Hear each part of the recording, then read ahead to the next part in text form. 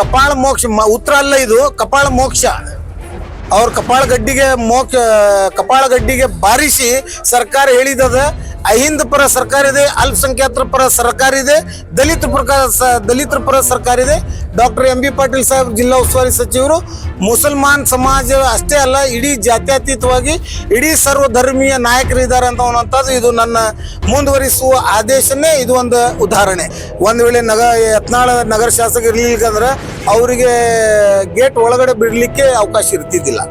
ನಗರ ಶಾಸಕರಾದ ಬಸನಗೌಡ ಪಾಟೀಲ್ ಯತ್ನಾಳ ಧರ್ಮಕಡ್ಲಿ ಇವರು ಅಧಿವೇಶನದಲ್ಲಿ ಬಹುಮೂಲ್ಯ ಚರ್ಚೆಗಳನ್ನು ಮಾಡಬೇಕಾಗಿರೋದು ಅಧಿವೇಶನದಲ್ಲಿ ಮತ್ತು ನಗರದ ಅಭಿವೃದ್ಧಿ ಸೌಂದರ್ಯೀಕರಣ ಮತ್ತು ಹಾಗೂ ನಗರದ ಇತರೆ ಕೆಲಸ ಕಾರ್ಯಗಳನ್ನು ಅವರು ಸರ್ಕಾರಕ್ಕೆ ಗಮನ ಸೆಳೆದು ಕೆಲಸ ಮಾಡುವುದು ಬಿಟ್ಟು ಸರ್ಕಾರಿ ವಕೀಲಾಗಿ ಮುಂದುವರಿಯುವಂಥ ಪರಿಸ್ಥಿತಿ ನಿರ್ಮಾಣ ಆಗಿದೆ. ಅಂದರೆ ಸರ್ಕಾರ ಯಾವ ಹಂತಕ್ಕೆ ಹೋಗಿ ಅವರಿಗೆ ಈ ರೀತಿ ಅಪೀಸ್ಮೆಂಟ್ ಅಂತ ಏನು ಕರಿತೀವಲ್ಲ, ಎಷ್ಟರೇ ಅಪೀಸ್ಮೆಂಟ್ ಮಾಡೋದು. ಒಬ್ಬ ಗುಂಡ, ಒಬ್ಬ ಕ್ರಿಮಿನಲ್ಲು, ಒಬ್ಬ ಅಟ್ರಾಸಿಟಿ ಕೇಸ್ನಲ್ಲಿ ಭಾಗವಹಿಸಿದವ, ಒಬ್ಬ ಕೊಲೆಗಾಡಕ ಅಂತೇಳಿ ಇವತ್ತು ಕೋರ್ಟಿನಲ್ಲಿ ನಡೆದಂಥವ ಮತ್ತು ಗಡಿಪಾರಾದಂಥ ವ್ಯಕ್ತಿನ ಇವತ್ತು ಸರ್ಕಾರಿ ಅಭಿಯೋಜಕರು ಮಾಡ್ತಾರಂದರೆ ಇದು ಎಂಥ ದುರಂತ.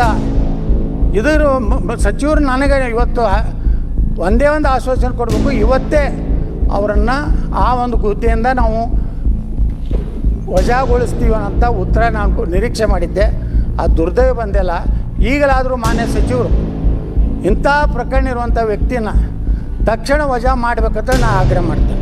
ಏಕೋಚಿತ ಒಬ್ಬ ನನ್ನ ನ್ಯಾಯವಾದಿಯನ್ನು ವೈಯಕ್ತಿಕ ದ್ವೇಷದಿಂದ ಮತ್ತು ವೈಯಕ್ತಿಕ ಹಿತಾಸಕ್ತಿಯಿಂದ ಯಾವುದೇ ಒಂದು ಕುಮ್ಮಕ್ಕಿನ ಒಳಗಾಗಿ ಅವರು ಅಧಿವೇಶನದಲ್ಲಿ ನನ್ನನ್ನು ಹೆಸರು ಪ್ರಸ್ತಾಪ ಮಾಡಿ ನನ್ನನ್ನು ಕೂಡಲೇ ನನ್ನ ಸೇವೆಯಿಂದ ವಜಾಗೊಳಿಸಬೇಕಂತೂ ಸರ್ಕಾರಕ್ಕೆ ಆಗ್ರಹಿಸಿ 25 ಮಿನಿಟ್ ಅತಿ ಅಮೂಲ್ಯ ಸದನದ ವೇಳೆಯನ್ನು ಹಾಳು ಮಾಡಿದಲ್ಲದೆ ಬಾವಿಗೆ ಇಳಿದು ನೆಲದ ಮೇಲೆ ಕೂತು ಅವಮಾನಕಾರಿ, ಅಂದ್ರೆ ಇಡೀ ಬಿಜಾಪುರ ನಗರದ ಮತದಾರರಿಗೆ ಅವರು ನಗರ ಶಾಸಕರು ಅವಮಾನ ಮಾಡಿ.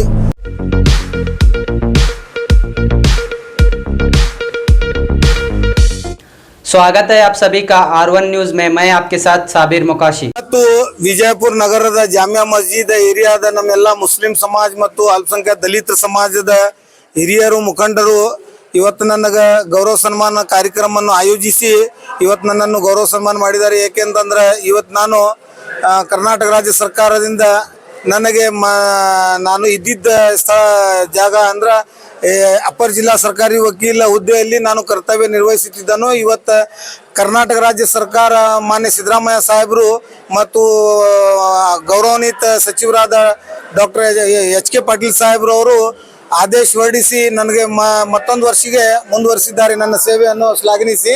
ಹಾಗಾಗಿ ಇವತ್ತು ನಾನು ಹೆಚ್ಚುವರಿ ಅಪರ ಜಿಲ್ಲಾ ಸರ್ಕಾರಿ ವಕೀಲ ಹುದ್ದೆಯಲ್ಲಿ ಕೆಲಸ ನಿರ್ವಹಿಸಲಿಕ್ಕೆ ಮೂಲ ಕಾರಣೀಭೂತರವರಾದ ನಮ್ಮ ಜಿಲ್ಲೆಯ ಉಸ್ತುವಾರಿ ಸಚಿವರು, ನಮ್ಮ ನೆಚ್ಚಿನ ನಾಯಕರಾದ ಡಾಕ್ಟರ್ ಎಂ ಬಿ ಪಾಟೀಲ್ ಸಾಹೇಬರು ಇವರ ಆಶೀರ್ವಾದದಿಂದ ಮತ್ತು ಸುನಿಲ್ ಗೌಡ ಪಾಟೀಲ್ MLC ಹಾಗೂ ಅಬ್ದುಲ್ ಹಮೀದ್ ಮುಷ್ರೀಫ್ ಸಾಹೇಬರು ಇವರೆಲ್ಲರೂ ನನಗೆ ಈ ಸ್ಥಾನದಲ್ಲಿ ಕೆಲಸ ನಿರ್ವಹಿಸಲು ಸರ್ಕಾರಕ್ಕೆ ನಿರಂತರ ಪ್ರಯತ್ನ ಪಟ್ಟು ನನಗೆ ಈ ಆದೇಶವನ್ನು ಮುಂದುವರಿಸಲು ಸಾಧ್ಯವಾಯಿತು. ಯಾಕೆ ಅಂತಂದ್ರೆ ನಗರ ಶಾಸಕರಾದ ಬಸನಗೌಡ ಪಾಟೀಲ್ ಯತ್ನಾಳ ಧರ್ಮಕಡ್ಲಿ ಇವರು ಅಧಿವೇಶನದಲ್ಲಿ ಬಹುಮೂಲ್ಯ ಚರ್ಚೆಗಳನ್ನು ಮಾಡಬೇಕಾಗಿರೋದು ಅಧಿವೇಶನದಲ್ಲಿ ಮತ್ತು ನಗರದ ಅಭಿವೃದ್ಧಿ ಸೌಂದರ್ಯೀಕರಣ ಮತ್ತು ಹಾಗೂ ನಗರದ ಇತರೆ ಕೆಲಸ ಕಾರ್ಯಗಳನ್ನು ಅವರು ಸರ್ಕಾರಕ್ಕೆ ಗಮನ ಸೆಳೆದು ಕೆಲಸ ಮಾಡುವುದು ಬಿಟ್ಟು ಏಕೋಚಿತ ಒಬ್ಬ ನನ್ನ ನ್ಯಾಯವಾದಿಯನ್ನು ವೈಯಕ್ತಿಕ ದ್ವೇಷದಿಂದ ಮತ್ತು ವೈಯಕ್ತಿಕ ಹಿತಾಸಕ್ತಿಯಿಂದ ಯಾವುದೇ ಒಂದು ಕುಮ್ಮಕ್ಕಿನ ಒಳಗಾಗಿ ಅವರು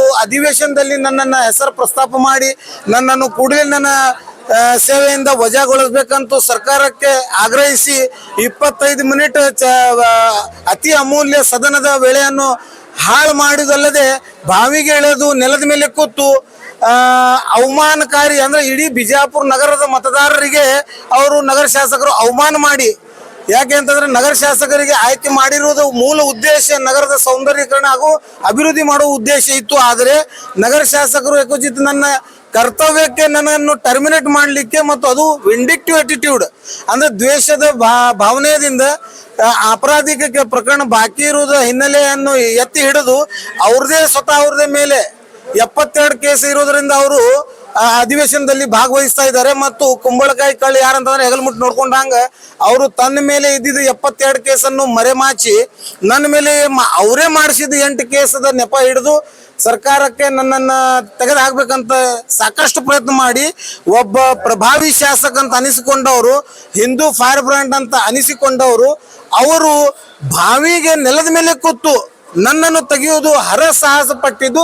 ಆದರೆ ಅವರ ಕಪಾಳ ಮೋಕ್ಷವನ್ನು ಕರ್ನಾಟಕ ರಾಜ್ಯ ಸರ್ಕಾರ, ಡಾಕ್ಟರ್ MB ಪಾಟೀಲ್ ಸಾಹೇಬರು, HK ಪಾಟೀಲ್ ಸಾಹೇಬರು, law minister and honourable chief minister government of Karnataka Siddaramaiah ಅವರು, ಯತ್ನಾಳ್ ಬಸನಗೌಡ ಪಾಟೀಲ್ ಅವರು ವಿಂಡಿಕ್ಟಿವ್ ಪ್ರಯತ್ನಗಳಿಗೆ ಕಪಾಲ ಮೋಕ್ಷವನ್ನು ಕೊಟ್ಟು ನನ್ನ ಸೇವೆಯನ್ನು ನ್ಯಾಯಾಲಯಗಳಲ್ಲಿ ಮುಂದುವರಿಸಿ ಆದೇಶಿಸಿದ್ದಕ್ಕೆ ನಾನು ರಾಜ್ಯ ಸರ್ಕಾರಕ್ಕೆ ಅಭಿನಂದಿಸುತ್ತಾ, ಮತ್ತು ಇಡೀ ನಮ್ಮ ಮುಸ್ಲಿಂ ಸಮಾಜ ಈ ಜಾಮಿಯಾ ಮಸ್ಜಿದ್ ಏರಿಯಾದಲ್ಲಿ ನಾನು ಹುಟ್ಟು ಬೆಳೆದಿದ್ದು, ಈ ಹುಟ್ಟು ಬೆಳೆದಿದ್ದ ನನ್ನ ನೆಲದಲ್ಲಿ, ನನ್ನ ಜನ್ಮಭೂಮಿ, ನನ್ನ ಕರ್ಮಭೂಮಿಯಲ್ಲಿ ನಾನು ಇಲ್ಲೇ ಹುಟ್ಟಿದ್ದು.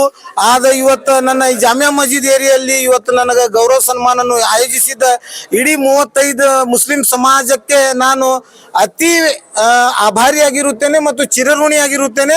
ಮತ್ತು ಇಡೀ ನಮ್ಮ ಮುಸ್ಲಿಂ ಸಮಾಜದ ಸೇವೆಗಾಗಿ ನಾನು ಯಾವತ್ತು ಸಿದ್ಧ ಇದ್ದೀನಿ ಅಂತ ಈ ಮಾಧ್ಯಮದ ಮುಖಾಂತರ ನೇರ ಹೇಳಲಿಕ್ಕೆ ಬಯಸ್ತಾ ಇದ್ದೀನಿ. ಧನ್ಯವಾದ. ಅದ ಈಗ ನಾನು ತಮ್ಗೆ ಆಗಲೇ ಹೇಳಿದಂಗೆ ಕಪಾಳ ಮೋಕ್ಷ ಉತ್ತರ ಅಲ್ಲ, ಇದು ಕಪಾಳ ಮೋಕ್ಷ. ಅವ್ರ ಕಪಾಳ ಗಡ್ಡಿಗೆ ಬಾರಿಸಿ ಸರ್ಕಾರ ಹೇಳಿದದ ಅಹಿಂದ ಪರ ಸರ್ಕಾರ ಇದೆ, ಅಲ್ಪಸಂಖ್ಯಾತರ ಪರ ಸರ್ಕಾರ ಇದೆ, ದಲಿತರ ಪರ ಸರ್ಕಾರ ಇದೆ. ಡಾಕ್ಟರ್ MB ಪಾಟೀಲ್ ಸಾಹೇಬ್ ಜಿಲ್ಲಾ ಉಸ್ತುವಾರಿ ಸಚಿವರು ಮುಸಲ್ಮಾನ್ ಸಮಾಜ ಅಷ್ಟೇ ಅಲ್ಲ, ಇಡೀ ಜಾತ್ಯತೀತವಾಗಿ ಇಡೀ ಸರ್ವಧರ್ಮೀಯ ನಾಯಕರಿದ್ದಾರೆ ಅಂತ ಅನ್ನುವಂಥದ್ದು ಇದು ನನ್ನ ಮುಂದುವರಿಸುವ ಆದೇಶನೇ. ಇದು ಒಂದು ಉದಾಹರಣೆ. ಮೊನ್ನೆ ರಾಣಿ ಚೆನ್ನಮ್ಮದು ಕಾರ್ಯಕ್ರಮ CM ಅವರು ಬಂದಿದ್ರು, ಅದು ಯಾವ ಕಾರ್ಯಕ್ರಮ ಇದು ಸರ್? ಅದು ಸರ್ಕಾರಿ ಕಾರ್ಯಕ್ರಮ ಸರ್. ಅಲ್ಲಿ ಯಾವ ಮುಖಂಡರು ಇದ್ದಿಲ್ಲ, ಯಾರು ಮುಸ್ಲಿಮರು ಯಾವಾಗ ಇದ್ದಿದ್ದಿಲ್ಲ. ಇಲ್ಲ, ಅದು ಗವರ್ಮೆಂಟ್ ಕಾರ್ಯಕ್ರಮ ಇರೋದ್ರಿಂದ ಅದಕ್ಕೆ ಪ್ರೋಟೋಕಾಲ್ ಇರ್ತದೆ. ಆ ಪ್ರೋಟೋಕಾಲ್ ಪ್ರಕಾರ ಶಿಷ್ಟಾಚಾರವನ್ನು ಪಾಲನೆ ಮಾಡಬೇಕಾಗಿರುತ್ತದೆ. ಅದರಂತೆ ಆ ವಿಷಯದಲ್ಲಿ ನಾನು ಮಾತಾಡ್ಲಿಕ್ಕೆ ಹೋಗಿಲ್ಲ, ಯಾಕಂದ್ರೆ ಅದು ಗೌರ್ಮೆಂಟ್ ಪ್ರೋಗ್ರಾಮ್ಗೆ ನಾನು ಅದರ ಮೇಲೆ ಚರ್ಚೆ ಮಾಡ್ಲಿಕ್ಕೆ ಆಗುದಿಲ್ಲ. ಅಲ್ಲ ಸರ್, ಅಲ್ಲಿ ಸ್ವತಃ CM ಹೇಳ್ತಾರಲ್ಲ, ಯತ್ನಾಳ್ ಅಭಿಮಾನಿ ನಮ್ಮ ಅಭಿಮಾನಿ ಅಂತ. ಯತ್ನಾಳ್ ಅಭಿಮಾನಿ ಅಂದ್ರೆ ನಗರ ಶಾಸಕ, ಯತ್ನಾಳ ನಗರ ಶಾಸಕ. As per protocol every government ಪ್ರೋಗ್ರಾಮ್ಗೆ ಅಧ್ಯಕ್ಷತೆಯನ್ನು ನಗರ ಶಾಸಕರೇ ವಹಿಸ್ಬೇಕು. ನಗರ ಶಾಸಕ ಯತ್ನಾಳ್ ಇರೋದ್ರಿಂದ ಆ ಕಾರ್ಯಕ್ರಮಕ್ಕೆ ಅಧ್ಯಕ್ಷತೆ ವಹಿಸಿದ್ರು. ಅಲ್ಲದೆ ಒಂದ್ ವೇಳೆ ಯತ್ನಾಳ್ ನಗರ ಶಾಸಕ ಇರ್ಲಿಲ್ಲಂದ್ರೆ ಅವರಿಗೆ ಗೇಟ್ ಒಳಗಡೆ ಬಿಡ್ಲಿಕ್ಕೆ ಅವಕಾಶ ಇರ್ತಿದ್ದಿಲ್ಲ. ಸರ್, 100% ಖಾದ್ರಿ ವಕೀಲಿಗೆ ಗೆಲ್ಲುವಲ್ಲ, ಶಾಸಕರ ವಾಗ್ದಾಳಿಗೆ, ಶಾಸಕರದ ಕೀಳು ಮನಸ್ಸಿಗೆ ಹಿನ್ನಡೆ ಆಯ್ತು ಅಷ್ಟೇ. ನಾನು ನೋಡ್ರಿ ನ್ಯಾಯವಾದಿ, ನಾನು ಯಾವ ಜಾತಿ ಧರ್ಮದವನ್ ಅಲ್ಲ. When I wear a coat and when I plead in the court of law, I have no caste and color. I have only abiding duty to protect the victims right, my clients right. ಈಗ ನಾನು ಗೆಲ್ಲು ಸೋಲು ಅಂತ ಹೇಳುವುದಿಲ್ಲ. ಇದು ಬಸನಗೌಡ ಪಾಟೀಲ್ ಯತ್ನಾಳಕ್ಕೆ ಒಂದು ಮಾದರಿ ಪಾಠ. ಏನಪ್ಪಾ ಅಂತಂತಂದ್ರೆ ಆಣೆಗೂ ಇಲ್ಲಿ ಸೋಲಿಸಬಹುದು ಅನ್ನುವಂಥದ್ದು ಅಷ್ಟೇ. ಇನ್ನೊಂದು, ಯತ್ನಾಳ್ ಅವರು ಪ್ರವಾದಿ ಬಗ್ಗೆ ಹೇಳಿದ್ರು. ಅವಾಗ ನಿಮ್ ಕಮಿಟಿದಲ್ಲಿ ಎಲ್ಲರೂ ಏನೇನು ಮಾಡ್ತಾರಿದ್ರು, ನೀವು ಬಹಿರಂಗ ಮಾಡಿದ್ರಿ. ಯಾಕೆ ಅದಲ್ಲಿ ಯಾರು ಅದು ಪದನ ಬಿಟ್ಕೊಡ್ತಾರೆ? ಹಾಗಾಗಿ ಇಂತ ಬಂದಿಲ್ಲ ಪ್ರೋಗ್ರಾಮ್ದಲ್ಲಿ. ಇಲ್ಲ, MB ಪಾಟೀಲ್ ಸಾಹೇಬರು ಆ ಕಾರ್ಯಕ್ರಮ ಬರ್ಲಿಕ್ಕೆ ಎಲ್ಲ ಸಿದ್ಧತೆ ಆಗಿತ್ತು. ಅವಾಗ ಸುರ್ಜೇವಾಲಾ ಸಾಹೇಬರು ಬೆಳಗಾವದಾಗ ವಿಶೇಷ ಸಭೆಯನ್ನು ಏರ್ಪಡಿಸಿದ್ರಿಂದ ಅವ್ರ ಸಹೋದರಾದ MLC ಸುನಿಲ್ ಗೌಡ ಪಾಟೀಲ್ ಅವರಿಗೆ ವೇದಿಕೆಗೆ ಕಳಿಸಿಕೊಟ್ಟು ನಾನೇ ಅದರ ವಿಷಯವನ್ನು ಎತ್ತಿದೆ. ಮತ್ತು ಅದರ ಸಲುವಾಗಿ ಹಿಂದಾಗಡೆ ಸಮಾಲೋಚನೆ ಆದಾಗ ಈಗಾಗಲೇ MB ಪಾಟೀಲ್ ಸಾಹೇಬ್ರು ಅದನ್ನು ಪತ್ರ ಕಳಿಸಿಕೊಟ್ಟು, ವೇದಿಕೆಗೆ ಪತ್ರ ಕೊಟ್ಟು ಕಳಿಸು, ಅದನ್ನು ಅವರಿಗೆ ಬರ್ಲಿಕ್ಕೆ ಆಗುದಿಲ್ಲ ಅಂತ ಮುಂಚೆನೆ ಹೇಳಿದ್ರಿಂದ ನಾವು ಅದ್ರ ಬಗ್ಗೆ ಏನು ಟಿಪ್ಪಣಿ ಮಾಡಲ್ಲ. ಮತ್ತು ಯತ್ನಾಳ ಅಂತ ಮುಟ್ಟಾಳರಿಗೆ ದ್ವೇಷ ಭಾಷಣವನ್ನು ಮಾಡುವುದನ್ನು ತಡೆ ಹಿಡಿಲಿಕ್ಕೇನೆ ಕರ್ನಾಟಕ ರಾಜ್ಯ ಸರ್ಕಾರ ಇವಾಗ ಮಸೂದೆಯನ್ನು ತಂದಿದೆ. ಅದ ದ್ವೇಷ ಭಾಷಣದ ಮಸೂದೆಯನ್ನು ಈಗ ನೋಡ್ರಿ BJP ಸರ್ಕಾರದ ಹುನ್ನಾರದಿಂದ ಮಸೂದೆಗೆ ಅಂಗೀಕಾರ ಮಾಡಲಿಕ್ಕೆ ತಡವಾಗ್ತಾ ಇದೆ. ಮಹಾಮಹಿಮ್ ರಾಜ್ಯಪಾಲರು ಆ ಮಸೂದೆಗೆ ಅಂಗೀಕಾರ ಮಾಡಿದ ತಕ್ಷಣನೇ ಯತ್ನಾಳ್ ಅಂತ ನಾಲಾಯಕರು ಈ ರಾಜ್ಯದೊಳಗೆ ಎಷ್ಟು ಮಂದಿ ಇದಾರೆ ಅವರೆಲ್ಲ ಕಂಬಿ ಎಣಿಸ್ತಾರೆ ದರ್ಗಾ ಸೆಂಟ್ರಲ್ ಪ್ರಿಸನ್ದಲ್ಲಿ. ಅವರು ಎಷ್ಟು ಹೇಟ್ ಸ್ಪೀಚ್ಗಳು ಮುಸ್ಲಿಂ ಸಮಾಜಕ್ಕೆ ಬಂದಿದ್ದಾರೆ, ಮುಸ್ಲಿಂ ಮಹಿಳೆಯರಿಗೆ ಅವರು ಹೇಳಿದ್ದಾರೆ.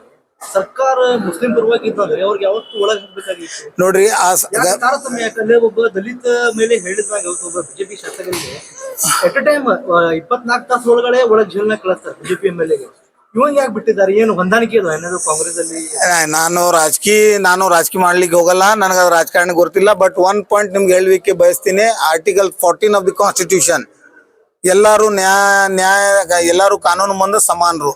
ಯಾವ MLA ಇಲ್ಲ, ಯಾವ ಮಿನಿಸ್ಟರ್ ಹೈಯರ್ ಇಲ್ಲ, ಲೋವರ್ ಇಲ್ಲ. ಒಬ್ಬ ಸಾಮಾನ್ಯ ನಾಗರಿಕರಿಗೆ ಮತ್ತು ಈ ದೇಶದ ಪ್ರಧಾನಮಂತ್ರಿಗೆ ಏನು ಕಾನೂನು ಅನ್ವಯಿಸ್ತದೋ ಅದೇ ಒಂದು ಸಾಮಾನ್ಯ ನಾಗರಿಕರಿಗೆ ಅನ್ವಯಿಸ್ತದೆ. ಧನ್ಯವಾದ.